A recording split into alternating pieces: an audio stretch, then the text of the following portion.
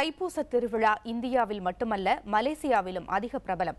பழமை வாய்ந்த பத்துமலை குகை கோவிலில் பக்தர்கள் ஏராளமானோர் திரண்டு வந்து தரிசனம் செய்து மகிழ்ந்தனர்.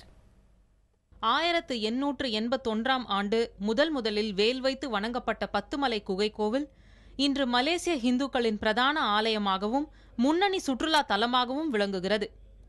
இந்தியாவில் இருக்கும் அறுபடை வீடுகளைப் போலவே மலேசியாவில் பத்துமலையில் தைப்பூச திருவிழா மிக சிறப்பாக கொண்டாடப்பட்டது. தினமும் உள்நாட்டு மற்றும் வெளிநாட்டு மக்களை ஈர்க்கும் பத்துமலை தலம் தைப்பூச திருநாளின் போது லட்சோப மக்களை ஈர்க்கும் பிரதான இடமாக திகழ்கிறது. தைப்பூச திருநாளின் போது பத்துமலை திருத்தலத்தில் உள்நாட்டு வெளிநாட்டு பக்தர்கள் திரளாக கலந்து கொண்டதோடு காவடி பால்குடங்களை ஏந்தி தங்களின் நேர்த்திக் கடனை செலுத்தினர். நேற்று மாலை வரை கிடைத்த தகவலின்படி 13 லட்சம் மக்கள் பத்துமலை திருத்தலத்திற்கு வருகை புரிந்துள்ளதாகவும் மொத்தம் 23,000 காவடிகள் நேர்த்திக்கடனாக செலுத்தப்பட்டுள்ளதாகவும் தேவஸ்தானம் தெரிவித்துள்ளது. அதேவேளையில் 5,000 பால்குடங்களை பக்தர்கள் ஏந்தி வந்துள்ளனர். வெளிநாட்டு சுற்றுலா பயணிகளை அதிகளவில் ஈர்த்து விடுகிறது 400 ஆண்டு கால பழமை வாய்ந்த பத்துமலை திருத்தலம்.